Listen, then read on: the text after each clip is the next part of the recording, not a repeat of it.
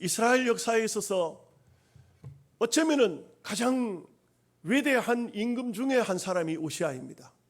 그러나 이 우시아가 하나님을 구하고 여호와 하나님을 찾을 때는 하나님께서 참 복된 삶을 주셨습니다.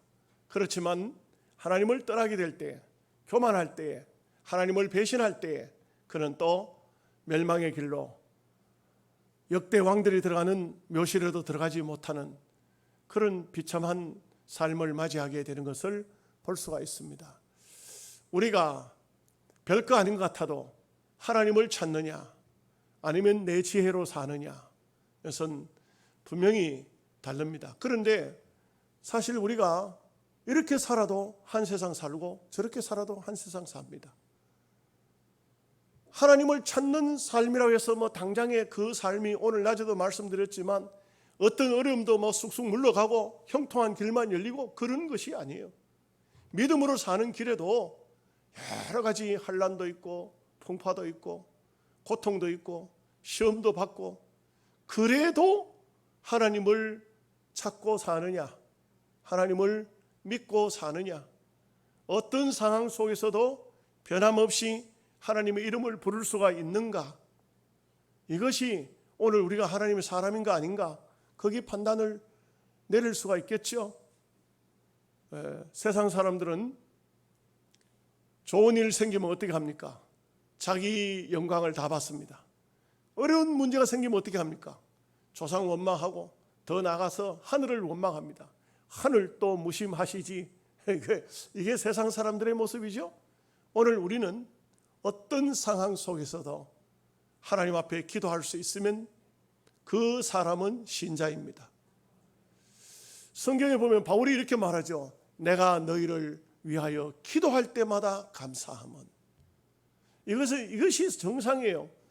그리스도인들은요, 어려운 일이 있으면 기도하지 않습니까?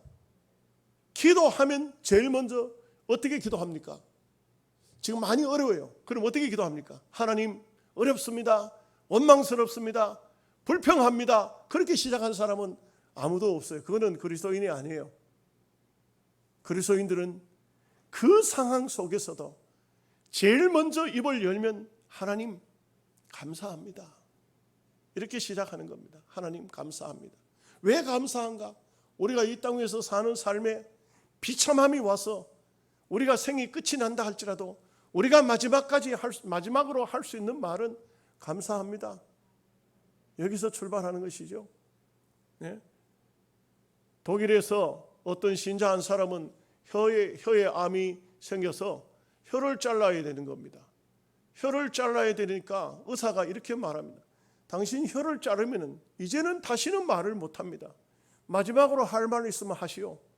이 사람이 두 눈에 눈물이 주르르 흐르더니 하나님 감사합니다. 그 한마디 하고 이제 수술해 주시오. 하나님 감사합니다. 이거는 우리 그리스도인들이 마지막으로 해야 할 말이에요. 언제든지 우리가 말을 더 이상 할 수 없을 때 마지막까지 할 수 있는 말은 감사합니다 이거죠. 여호와를 구하라, 하나님을 찾으라 이 말이죠. 여러분 지금 설교 듣고 모든 거 다 잊어도 좋아요. 그런데 한마디만 기억하면 돼요. 여호와를 찾으라. 어떤 상황 속에서도 여호와를 찾으라. 참 오늘 말씀에도 보면 우시아가 이 성경을 기록한 기자가 글을 써 나가다가 우시아에 대한 글을 쓰다가 이런 말을 해요. 스가랴가 사는 날 동안에는 여호와를 찾음이라. 이 스가랴가 누구냐면은 성경에 스가랴가 나오잖아요. 선지자예요. 주의 종이 옆에 있었다는 것이죠. 선지자가 있었다는 겁니다. 이게 얼마나 중요합니까? 예. 우리 교회 나오다가 항용택 할아버지라고 혼자 사던 할아버지, 우리 교회 나오다가 시험이 들어서 교회를 안 나왔어요. 교회를 안 나왔는데 돌아가실 때가 되니까 자기가 이제 혼자 밥해 먹을 수도 없고 하니까 요양원에 오겠다. 다른 데 안 가고 우리 요양원에 찾아온 거 아닙니까? 와도 요양원에 입소도 제대로 못했어요. 몸이 아프니까 병원에 간 거죠. 그런데 이제 집사람이 어제 안 좋다 해서 가서 기도를 해주고, 비록 교회 신앙생활 제대로 못했지만 구원의 확신을 시키고 예수님을 생명의 구주로 영접하고, 그리고 기도해주고 돌아왔는데, 영양 돌아왔는데 막 요양원에서 찾고 난리가 났잖아요. 왜 그러냐 하니까 돌아가셨다는 거예요. 그 사이에 돌아가셨다. 여러분, 이게 일생을 잘 사는 것도 중요하지만 죽는 것 축복이 굉장히 큰 축복이에요. 죽을 때, 생명이 끝날 때 내 곁에서 누군가가 나를 위해서 기도해 줄 수가 있느냐. 여러분들에게 꼭 부탁드리지만, 여러분이 죽는 날까지, 마지막 죽는 순간까지 주의 종이 내 옆에서 나를 위해서 기도해 줄 수 있느냐. 여러분, 제가 누차 말씀드렸지만 다윗의 곁에는 끝까지 선지자가 있었어요. 솔로몬은 마지막에 선지자가 없어요. 솔로몬 마지막에 선지자가 있습니까? 없어요. 그러니까 어떻게 됩니까? 솔로몬은 타락한 겁니다. 여러분이 역대 상하를 통해서 우리가 배우는 것이 뭐냐 하면은, 주의 종이, 선지자가 따가운 소리를 하고 책망을 할 때 받아들인 사람은 다 선한 왕이 돼요. 죄를 지었을지라도 책망받습니다. 선지자는요, 아무도 왕을 책망 못합니다. 근데 선지자는 책망합니다. 선지자 책망할 때 그 선지자의 말을 듣는 사람은 선한 임금이 돼요. 선지자의 말을 받아들이지 않고 선지자를 죽이지 않습니까? 이거는 악한 임금으로 이름이 남아요. 그래서 우리는 어떤 상황이, 어떤 환경이 되더라도 여호와를 찾으라, 여호와를 구하라. 중요합니다. 자, 이제 말씀을 한번 보시겠습니다. 1절 말씀 다 함께 같이 봅니다. 유다 온 백성이 나이가 16세 된 우시아를 세워 그의 아버지 아마사를 대신하여 왕으로 삼으니. 여러분, 여기 중요한 게 있어요. 앞부분에 25장 27절 제가 읽어봅니다. 아마사가 돌아서서 여호와를 버린 후부터 예루살렘에서 무리가 그를 반역하였으므로 그가 라기스로 도망하였더니 반역한 무리가 사람을 라기스로 따라 보내어 그를 거기서 죽이게 하고, 반역자에 의해서, 반란에 의해서 아마사가 죽임을 라기스에서 당하게 됩니다. 그랬으면 어떻게 될까요? 그 아들은 거의 이 역대 어떤 정권을 보면은 아버지가 반란자에 의해서 죽게 되면은 그 아들은 왕의 자리에 올라가지를 못합니다. 거의 그는 불가능합니다. 그런데도 하나님은 일찍이 다윗에게 약속했던 그 약속을, 어떤 환경이 여기 속에 숨어 있는지는 모르지만 그 아들 우시아가 왕이 되도록 합니다. 하나님의 약속은 변하지 않습니다. 환경은 변해도 하나님의 약속은 변하지 않습니다. 이것은 얼마나 중요한가. 우리 하나님이 우리에게 약속하신, 언약하신, 약속을 언약이라 하는데 언약하신 것을 변치 않으십니다. 그래서 여기에 우시아가 왕이 되었으니 이것은 한마디로 말하면 하나님의 은혜입니다. 은혜로 하나님의 귀중한 왕으로서의 등극을 하게 됐다, 이 말이죠. 2절 말씀입니다. 아마사 왕이 그의 열조들의 묘실에 누운 후에 우시아가 엘롯을 건축하여 유다에 돌렸더라. 이 엘롯이라는 것은 이스라엘의 최남단 쪽인데 거기에다가 망대 같은 것을 세우고 그곳에 건축을 했다는 것입니다. 그래서 이것은 제일 먼저 유다 나라에 어떤 적도 넘보지 못하도록 제일 먼저 국방을 튼튼히 하는데 애를 썼다, 이렇게 보여집니다. 여러분, 그런 말을 하죠. 집안 단속부터 하라, 내 가정부터 다스리라. 이게 참 중요합니다. 우리가 밖에 나가서 무슨 활동을 하고 큰일을 하고 그것도 중요하지만 내 집안 잘해라. 우리 총회에서 이런 말들을 많이 해요. 총회 나와서 막 열심히 일하는 사람이 있어요. 활동하는 사람이 있습니다. 막 부흥회도 다니고 뭐 총회 와서 막 총회 일도 하고. 그런데 어느 날 갑자기 그 목사님이 안 보여요. 그렇게 하던 사람이 안 보여. 어떻게 됐냐 물어보면 목회를 잘못해가지고 교회가 잘못됐다. 노예에서 그 목사님 벌을 받았다. 그 다음에 총회도 못 나온다. 이런 말들이에요. 그래서 옛말에 가하만사성이라는 말이 자기 가정부터, 왕이면 자기 나라부터, 목사면 자기 교회부터 잘 다스리라. 잘 목회를 잘 하라. 그렇지 않으면 어느 날 한순간에 세상 말로 그런 말 있잖아요. 훅 하고 날아가 버렸다. 훅 하고 끝나버렸다. 한 번 바람이 확 부니까 그냥 끝나버렸다. 제가 이 총회에 이렇게 다니면서 참 그렇게 목사님들이 어떻게 똑똑한지, 말을 얼마나 잘하는지. 제가 어떤 목사님 한 분 물어봤어요. 목사님 법대 출신입니까?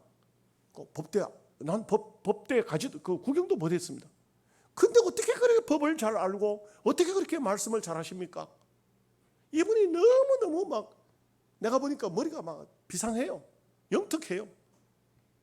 그런데요, 제가 이래 보면은 앞에 나와서 막 이렇게 열심히 뭐 남의 잘못도 지적하기도 하고 뭐 총회 막 앞에서 리드하고 해나가던 사람이 5년 넘어간 사람이 없어요. 저는 총회를 20년 다녔거든요.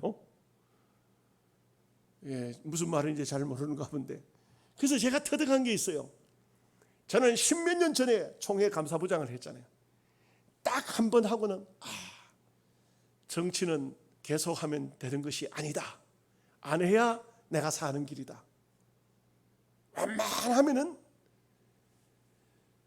총회는 가서 돌아가는 환경과 여건과 새로 만들어진 법을 알아야 노예를 지도할 수 있으니까 그거는 해야 되겠지만 안 하는 것이 좋겠다.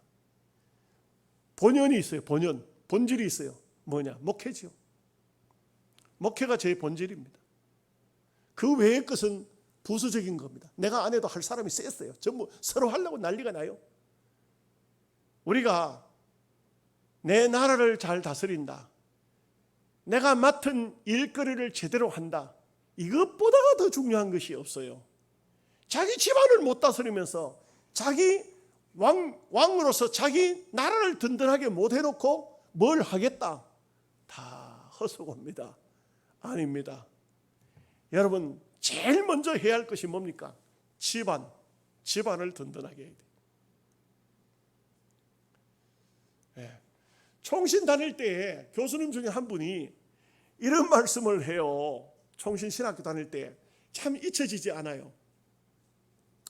여러분, 우리 신학교 다닐 때는 거의 다 교회를 다 맡아 있었어요. 요즘의 신학생들이 교회를 안 맡아요. 그래서 교육전사가 태반으로 부족해요. 그래서 제가 이제 금년도 고시부 2년조인데 그 우리가 총회로 다 건의한 법이 있고 작년에 104회 총회 준비위원이었었는데 제가 총회장 될 사람한테 건의한 게 있어요. 건의한 게 뭐냐면 총신대학교 다니는 사람들이 총신대학교 다니는 가운데 무조건 교육 주의 일을 2년 이상 한 사람을 강도사 고시 자격을 주자. 이걸 총회 건의했어요. 2년 이상 안 해요. 지금은 뭐 교육전사 그거 뭐 돈 몇 푼 주지도 않는데 교회 가서 봉사하고, 돈이 문제가 아니잖아요. 주의 일을 하지 않은 사람들이 공부만 해가지고 머리만 키워가지고 목사가 되면 안 되는 거예요. 안 되는 겁니다. 그래서 건의를 했는데 아직도 실천이 안 됐어요. 올해도 제가 고시부 2년조인데 올해도 모여서 고시부에서 의논한 게 뭐냐면 총회에다 건의해 놓으니까 총회장이 2년을 더 유보하자 이렇게 말해요. 왜 그러냐면 지금 총신학교 입학해 온 사람들이 아직까지 그렇게 그 환경을 바꿀지를 못한다는 거예요. 그 우리 신학교 다닐 때는 그렇지 않았어요. 다 그냥 담임 목사를 담임 교육자를 하든지 아니면은 교육전사를 하든지 다 해서 일을 다 해서 안 한 사람이 없어요. 전부 가난한 전도사들이니까 그렇게 했어요. 그럴 때 교수님 중에 한 분이 꼭 이 말을 해요. 마치는 날, 금요일 날 공부를 마치거든요. 마칠 때 되면 이 말을 해요. 여러분, 교회 걱정되시죠? 교인들 걱정되시죠? 신방해야 되겠죠? 신방 중에 제일 먼저 신방할 사람은 사모님부터 신방하세요. 나는 그 말이 참 굉장히 중요하다고 생각해요. 교인들도 중요하지만 목회자가 될 사람이, 주의 종들이 자기 가정부터 먼저 하라. 자기 가정부터 신방을 먼저 하라. 예? 상당히 일리가 있는 말이라고 생각해요. 그래서 우리는 하나님의 사람으로서 이런 면에 우시아를 본받을 필요가 있겠다 싶습니다. 3절 말씀 보겠습니다. 우시아가 왕위에 오를 때에 나이 16세라 예루살렘에서 52년간 다스리리라. 그의 어머니의 이름은 여골리하여 예루살렘 사람이더라. 여러분, 16세에 왕이 되어서 52년간 나라를 다스리면 죽을 때가 몇 살이었습니까? 예? 68세. 그 70도 못 살았네요. 그죠? 근데 이 사람은 정말 안타까워요. 나라가 강성하고 잘 될 때 우리가 수요일 저녁에 배우겠습니다만 그때 교만한 마음이 들었어요. 여러분, 이 사람은 묘해요. 계속 제가 말씀드리지만 신학교 다니는 전도사는 교만하지 않습니다. 또 부목사 교만한 사람 없습니다. 담임 목사 딱 되면은 그때부터는 하나님도 못 가르친다 그래요. 목사들 중에 그런 사람이 있어요. 하나님도 못 가르친다는 사람. 말을 하면 말을 잘 안 들어요. 제가 경험한 바에 의하면은 노예에서 노회장 딱 되니까, 노회장 되기 전에는 뭐 이것은 법은 이렇고 이거는 이래서 아 그렇습니까? 그 법대로 해야 되지 이랬던 사람이 노회장 딱 되면은 남의 말 안 들어요. 자기가 방망이 두드려 보고 자기가 뭐 어떤 거든 간에 자기가 처리해 버리는 거예요. 교만한 마음이 들어가요. 교만한 마음. 교인들 중에도요, 집사 때는 겸손하다가 장로 딱 되면은 아무도 그 사람 못 가르치는 사람이 있어요. 자기 말이 곧 법이 되는 사람이 있어요. 이러면요, 생명이 짧아요. 이 우시아는 16살에 왕이 됐는데 52년간 다스렸어요. 유대 나라 역대에 제일 왕으로 오래 산 사람이에요. 왕으로 52년 다스릴 사람이 아무도 없어요. 아무도 없어. 다윗도 아니고 솔로몬도 아니에요. 이 우시아가 제일 오래 다스렸어요. 그런데 만약에 교만하지 않았더라면 역사의 길이 빛나는 인물이 됐어요. 여러분, 그런 사람들 참 많아요. 정말 교만하지 않았더라면 하나님께서 끝까지 쓰실 것인데, 이 사람이 교만해서 하나님의 제사장만이 분향할 수 있는 장소에 분향하다가 한센병, 우리 옛말에 문둥병, 얼굴에 문둥병이 쓸어서 그만 그 길로 죽었어요. 그 길로 망했다. 역사는 항상 제가 말씀드리죠. 역사는 반복된다. 한번 따라합시다. 역사는 반복된다. 드라마 보면, 사극 드라마 보면 뭐라 합니까?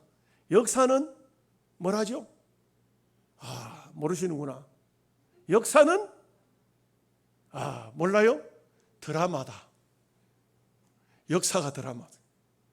저는 역사를 참 좋아해요. 우리나라 역사 사극 나오면 그거 보다가 또 좀 심심하면 더 볼 게 없나 보다가 보면은 안 되면 중국 드라마라도 봐야 돼.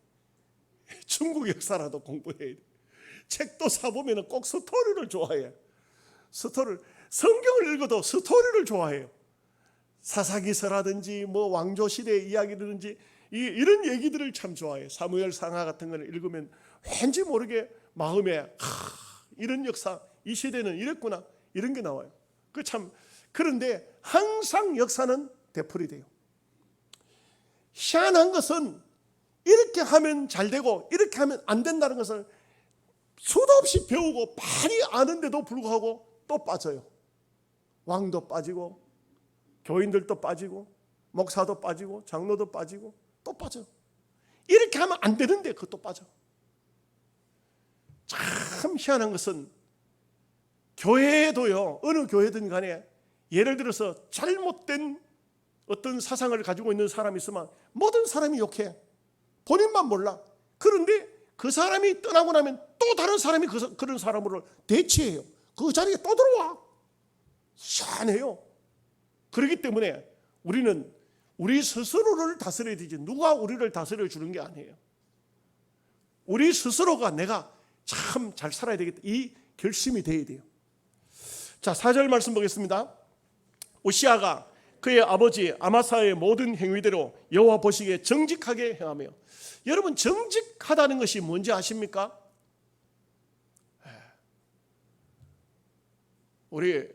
제가 혹 오해 마시기 바랍니다. 우리 박 집사님 아까 기도하셨는데 하나님 죄를 짓지 않게 해달라. 저는 거기에 동의를 못합니다. 저도 그런 기도는 제 생각에는 할 수가 없는 것 같아요. 여러분, 죄 안 지을 사람 손 한번 들어보세요. 나는 앞으로도 죄를 많이 지을 거예요. 야, 희한한 목사가 왔구나. 아니요. 앞으로 주님의 나라 가는 그날까지 엄청나게 많은 죄를 지을 겁니다. 그러나 그 죄를 주님께 다 맡길 겁니다. 정직이라는 것은 그게 정직이에요. 하나님, 내 죄 지었습니다. 맡아주세요. 내가 약해서 또 죄 지었습니다. 내가 실수해서 또 죄 지었습니다. 이번에는 어쩌다 보니까 나도 모르게 고의적으로 죄를 지었네요. 하나님, 주님의 보혈피에 그걸 맡깁니다. 이게 복음이에요. 아멘 하셔야 돼요. 다 아멘 해야 돼요. 여러분, 죄 안 짓는다 하는 것은 거짓말이에요. 그거는 있을 수가 없어요. 김정혜 고사님이 고개를 끄덕끄덕 하는 거 보면 천당 갈 날이 우리보다 더 가깝지 싶은데 그래도 고개를 끄덕끄덕 하는 거 봐요. 맞다니까? 아멘까지 하셨어요. 확인 도장까지 찍었어. 내가 박 집사님 절대 뭐 안 주려고 하는 소리가 아니에요. 우리 인생은 이 땅 위에서 죄를 안 지을 수가 없어. 제가 오늘 아침에도 마음으로 죄를 지었어. 오늘 감사주일인데 하필이면 집사람이 교회에 뭐 봉지 쌓아야 된다고 가더니만 갑자기 차를 몰고 오라는 거예요. 나는 교회 앞에 와서 빵빵거리는데 집사람은 차가 저쪽으로 올 줄 알고 절로 갔어. 나는 여기서 빵빵거려. 그러는 누가 알려줬어. 저쪽에 있다고. 그래가지고 불이 나게 갔는데 또 뭐라 하냐면 당신은 차를 놔두고 들어가시오. 내가 차 몰고 갈 테니까. 그것도 맞는 것 같아. 내가 뭐하라고 그렇게 집사람 싣고 다녀. 주고 난 다음에 차가 출발하고 나니까 헌금이 없네. 집에 놔두고 왔어. 급하게 오느라고 집사람이 날 태우러 오라고 하니까 급하게 오늘 헌금 안 가져왔어. 그래가지고는 막 땀을 빨빨 흘리면서 또 그때는 사택이 먼 게 싫어. 좀 가까이 있었더라면 좋을 텐데 마음에 막 속이 상해가지고 내가 집사람 만나자마자 대부분 그랬어. 당신도 당신 차 사.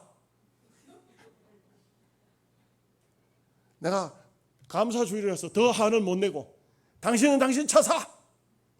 내 차 타려고 하지 마. 교회 차를 또 타고 다니는 것도 그것도 또 문제가 되잖아요. 그러니까 여러분, 우리가 이 땅 위에서 왜 죄지요? 그게 왜 죄지요? 왜 죄입니까? 로마서 1장 읽어보면 답이 나와요. 무정한 것도 죄요. 무뚝뚝한 것도 죄요. 경상도 사람들 전부 죄 짓고 살아. 오늘부터 얼굴을 좀 밝게 하고 사시오. 무뚝뚝한 것도 죄라니까. 한번 옆 사람 보십시오. 지금 얼굴이 표정이 굳어있는 사람 죄 짓고 앉아있는 거예요 지금. 성경대로 내 말이 틀렸나 어디? 성경에 보면 그렇게 말했는데. 그러나 정직이란 게 뭐냐? 그대로 주님, 나 죄인입니다. 그대로 하나님, 나 죄 지었습니다. 나 허물 많습니다. 하나님, 한 주간 동안 살면서 너무너무 실수 많이 했네요. 받아주세요. 그게 정직이에요. 그게. 나 죄 안 지었어요. 그게 부정직이라니까. 오히려 여러분, 복음이 뭔지 아세요? 우리가 정말 형편없는 존재이기 때문에 예수님이 필요한 거예요. 내가 수양해가지고 내가 돌을 따가 덕도해가지고 이제는 옛날 중세 사람처럼 뭐 그런 사람이 있었다 그래요. 중세에 어떤 성자, 정말 성자가 아닌가 팔을 비틀었답니다. 그래 하면 팔이 부러집니다 하고 화를 안 내더라 그래요. 더 세게 하면은 화를 안 내겠나. 더 세게 하다가 팔이 툭 부러졌던 거예요. 보시오. 그러니까 팔이 부러지지 않습니까? 뭐 그런 얘기가 있어요. 이게 말이 안 되는 얘기죠. 말이 안 되는 얘기. 인간은 어쩔 수 없어요. 여러분, 죄송한 얘기지만 예배 마치고 은혜 받고 나가는 길에 이종기 장로님 옆구리 한 대 지어 박아 보세요. 나는 모르지만 단번에 화가 날 겁니다. 안 낼 사람이 어디 있어요? 안 낸다 한 사람 손 들어보세요. 한번 해보게. 다 우리는 그래서 정직이라는 것은 여러분 죄를 지으면 지은 대로, 했으면 했는 대로, 안 했으면 안 한 대로, 이것이 정직이에요. 이것이. 우리는요 하나님 앞에 정직된 삶을 산다는 것은 이것은 매우 중요합니다. 5절 말씀 보겠습니다. 하나님의 묵시를 밝히 아는 스가랴가 사는 날에 하나님을 찾았고 그가 여호와를 찾는 동안에는 하나님이 형통하게 하셨더라. 제가 앞에서 다 설명했으니까요. 정말 주의 종이 옆에 있다는 거, 이거 귀한 축복이에요. 6절 말씀입니다. 오시아가 나가서 블레셋 사람들과 싸우고 가드 성벽과 아본의 성벽과 아스돗 성벽을 헐고 아스돗 땅과 블레셋 사람들 가운데 성읍들을 건축하며 힘이 없으면은 블레셋이라는 나라에 들어가서 성벽을 헐어버렸다는 건 전쟁 모하드로 만들었다는 게, 여러분 성벽이 있어야 되고 막루가 있어야 되고 전쟁을 하려고 하면 적들이 쳐들어오는 걸 알아야 되잖아요. 그런데 얼마나 우시아가 강했느냐 하면 블레셋 가서 성벽을 헐어버릴 정도로 강했어요. 전쟁에 이기지 못하면 그거 못 헐어요 절대로. 그런데 그런 블레셋을 헐어버리고 그 장소에 이스라엘의 망대를 세웠다, 유다의 망대를 세웠다. 이거는요 블레셋을 다스릴 수 있는 그런 아주 능력이, 힘이 생겨졌다는 거예요. 하나님이 함께 하시니까, 하나님이 은혜를 주시니까 얼마나 대단한 것입니까? 이건 대단한 거예요. 이거 굉장한 겁니다. 우리로 말하면 중국 본토에 가가지고 성을 다 헐어버리고 여기저기 성을 헐어버리고, 우리 옛날 시대로 말하면 고구려 때 뭐 강개토 대왕 뭐 이런 사람들이 그렇게 했잖아요. 가서 막 저 요동 땅 정벌을 하고, 이게 엄청난 겁니다. 대단한 것이죠. 7절 말씀입니다. 하나님이 그를 도우사 블레셋 사람들과 구르바엘에 거주하는 아라비아 사람들과 마온 사람들을 치게 하신지라. 여러분 여기 이 사람들은 별거 아닌 것 같지만 블레셋 사람 앞에 망대, 여기 6절에는 블레셋 도시예요. 다 이거 끝장냈죠. 그 다음에 구르바알에 거주하는 아라비아 사람들, 구르바알이 어디냐 하면은요 이스라엘 나라 가보면 옛날 암몬 사람들이 살던 구르바알 지역으로 들어가요. 거기는요 바위 섬이에요. 바위로 된 산들이 있고 바위로 된 땅이 있어요. 그쪽으로 들어가 보면요 참 사람이 어떻게 이런 데 가서 사람이 살았을까. 전부 쫙 산이 바위산이에요.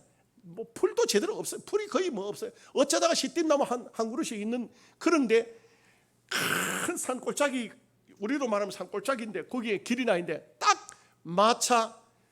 작은 마차 2대 비켜갈 정도고, 그 길 옆에 시냇물이 졸졸졸 흘러 들어가요.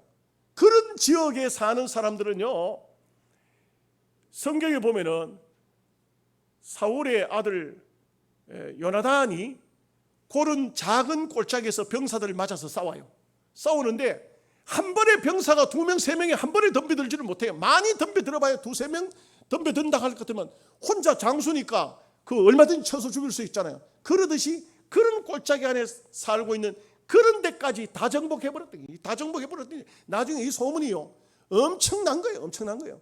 그런 데 있는 지역에는요 군사가 대량으로 들어갈 수 없기 때문에 몇 명의 군사가 들어가면은 계속 죽을 수밖에 없어요. 그 사람들한테 숨어서 화살을 쏘고 하면은 죽을 수밖에. 그런데 그런 데까지 다 정복해버렸던 게, 구르바알까지 다 정복해버렸던 게, 아라비아 사람들, 마온 사람들, 이 사람을 다 정복. 이렇게 했더니 그 다음 보십시오. 8절 말씀 봅니다. 암몬 사람들이 우시아에게 조공을 바치며 우시아가 매우 강사하여 이름이 애굽 변방까지 퍼졌더라. 여러분 보십시오. 우시아가 앞에 부분에 아라비아 사람들, 마온 사람들 다 쳐버렸죠. 블레셋 사람 성벽 다 헐어버렸죠. 이랬더니 암몬 사람은 어떠냐? 아예 싸우려고 하지 않고 조공을 가지고 우리나라를 좀 쳐들어오지 마시고 우리를 좀 보호해 주십시오. 해마다 갖다 바치겠습니다. 해가지고 쉽게 말하면 농사 지으면 양떼를 키우면 전부 전부 물질을 만들어가지고 가서 바쳤다. 여러분 하나님 잘 섬기면 얼마나 큰 축복이 옵니까? 이와 같은 축복이 오는 거예요. 9절 말씀 보겠습니다. 우시아가 예루살렘에서 성 모퉁이 문과 골짜기 문과 성구 위에 망대를 세워 경고하게 하고, 그러면서도 또 아주 망대를 세우고, 망대를 세웠다는 건 적들이 쳐들어오는 것을 그것을 언제든지 초소잖아요. 초소 바라볼 수 있지 않습니까? 10절 말씀입니다. 또 강야에 망대를 세우고 물 웅덩이를 많이 파고 고원과 평지에 가축을 많이 길렀으며 또 여러 산과 좋은 밭에 농부와 포도원을 다스리는 자들을 두었으니 농사를 좋아함이었더라. 이 우시아가 참 이 부분에 정말 훌륭한 사람이에요. 남의 것 블레셋 사람들은요, 자기네들이 강할 때 기드온 미디안 사람들도 보면 기드온 시대에 보면은 자기 나라가 강하니까 농사 안 짓고 남의 나라 거 뺏어가지고 오잖아요. 일본 사람을 외놈이라 하는 이유가 뭡니까? 옛날 조선시대에 보면은 맨날 우리나라에 들어와가지고 농사 지어놓은 사람들 농작물 다 뺏어가지고 간다니. 그런데 이 우시아는 그렇게 나라가 강성해졌지만 광야에다가 망대를 세우고 광야에다가 땅을 파서 우물을 얻고 농사를 짓게 하고 목축을 했다. 이 얼마나 아름다운 마음입니까? 여러분, 이게 얼마나 좋습니까? 이런 마음을 가지고 있으면 하나님 앞에 정말 귀중한 마음을 가지고 있었죠. 누구가 옆에 있었기 때문에, 항상 주의 종 스가랴가 있었기 때문에 이런 아름다운 삶을 살았다는 것을 보여주고 있습니다. 11절 말씀입니다. 우시아에게 또 싸우는 군사가 있으니 서기관 여이엘과 병영장 마하세아가 직접 조사한 수요대로 왕의 지휘관 하나냐의 세아에 속하여 때를 지어 나가서 싸우는 자라.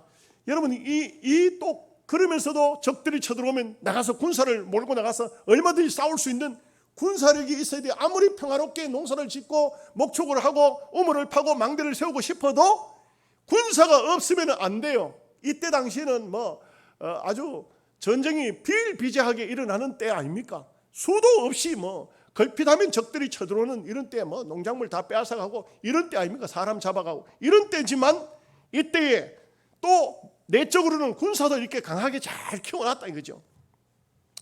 12절 말씀입니다. 족장의 총수가 2600명이니 모두 큰 용사요. 얼마나 훈련을 잘 시키고 얼마나 참 군사력을 키워놨던지, 족장들만, 군사를 빼고 족장들만 2600명이나 되는 큰 용사를 가지고 있었다. 13절 말씀입니다.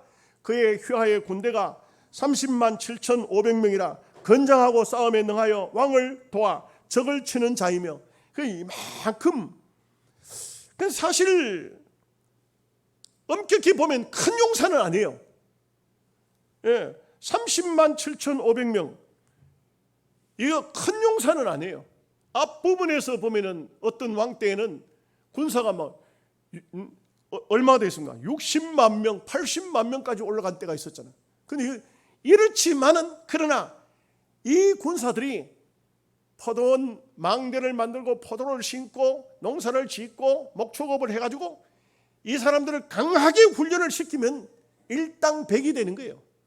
일당백이 됩니다. 여러분, 옛날에요, 장수들 갑옷 입고 참 건장한 장수들이 나가면요, 졸병들이 아무리 달려들어도 그 장수 한 사람 못 당해요. 못 당합니다. 그러니까 다윗 시대도 보면요, 한 사람이 몇백 명씩 죽이기도 하잖아요. 힘이 빠져서 못 죽이지 졸병이 장수를 죽일 수는 없어요. 거의 안 된다고. 근데 이 시대에 30만 7,500명의 군사지만 이 군사가 보통 군사들이 아니었다, 이것을 알 수가 있어요. 아무나 함부로 넘보지 못할 만한 그런 군사였다, 이것을 말해주고 있는 것입니다. 가난한 나라, 배고픈 군사는요, 군졸들은요, 아무리 군졸이 많아도 소용이 없어요. 안 되지만 적은 숫자일지라도 강한 군사를 만들어 놓으면 이와 같이 얼마든지 하나님 앞에 귀히 쓰임 받는다는 것이죠. 14절입니다.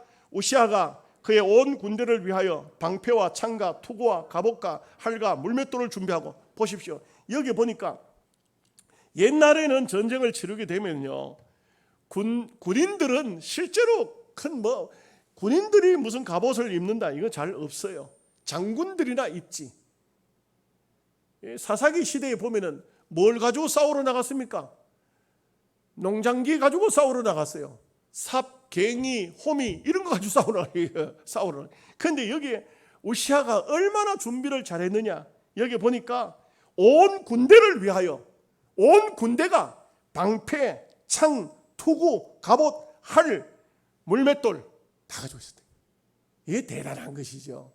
이거는요 전부 북한에서 그렇게 말하죠. 전인민 전국토 요새하 전인민 뭐죠? 지금 가끔 이게 지금은 이제 잘 안 돌아가. 오늘 낮에도 그래서 폐성도 빼먹어버려가지고 나오는 사람마다 이야기하는다. 아이고 이야기 안 하면 모를까 다 알고 있습니다. 목사요 실수하고 나면요 되돌릴 수도 없고 이거 인사하러 나가는데도 보통 이거 힘드는 게 아니에요.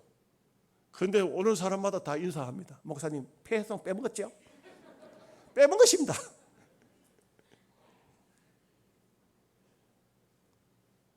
뭐죠? 북계군의 4대 군사 노선 해가지고 전인민 전국토 요새야 전인민 뭐예요? 장군가 뭔가 뭐 하여간 인민 뭘 해나 했. 그 전 국민 전체를 군인들로 만든 전인민 왜 생각이 안 나는가? 예. 여러분들은 생각 안 나는 거 보니까 똑같네 뭐 내나. 그러듯이 이 나라의 백성들뿐만 아니고 군사들 전부를 군인 장교로 만들어놨다. 군인 장교로 만들. 이것은 우시아의 정책이지만 이것은 참으로 바람직한 거예요. 오늘날 같은 시대가 아니고 옛날 이런 시대에 참 이것은 대단히 귀한 그런 군사적 정책이었다 이렇게 볼 수가 있습니다. 15절 말씀입니다.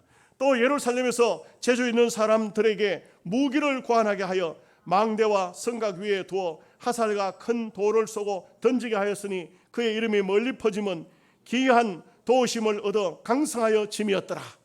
참 우시아가 훌륭한 점이 남들보다 무기도 첨단 무기를 만들었다. 첨단 무기를 만들었다는 것이. 사람들이 돌 들고 던져봤자 그거 뭐 사람들이 던지면 피할 수도 있고 그랬죠. 근데 뭐 우리가 옛날 그 사극 같은 데 보면 중국하고 막 붙으면 또 돌 같은 걸 무슨 이렇게 기계 만들어 가지고 막 돌을 쏴잖아요. 옛날에요. 로마 군인들도 그 돌을 썼어요. 그래서 이스라엘 가면은 마사라라는 곳이 있어요. 마사라. 좀 성지순례를 우리 교회에서 한번 하고 왔어야 내 얘기를 하면 잘 통할 텐데 마사라라는 지역이 있는데 거기는 사람이 걸어서 올라가면 굉장히 힘들어. 그 이제 케이블카로 이제 올라가는데 올라가서 보면 로마의 군병들이 썼던 돌들이 있어요. 그 돌이 밑에서 돌대포 쌓아 올려요. 그러면 그 성 안에 군사들이 그 날라오는 돌을 피하지 못해서 맞아 죽는다고. 근데 여기에서는 보니까 우시아가 재주 있는 사람들에게 무기를 고안하게 만들게 했어요. 첨단 무기를 만든 거예요. 그래가지고는 적들하고 싸웠기 때문에 감히 유다하고 누구 싸우려고 하지를 않아요. 싸울 수가 없어요. 오히려 앞에서 보았지만 조공을 갖다 바치고 우리를 좀 보호해 주시오 이런다고.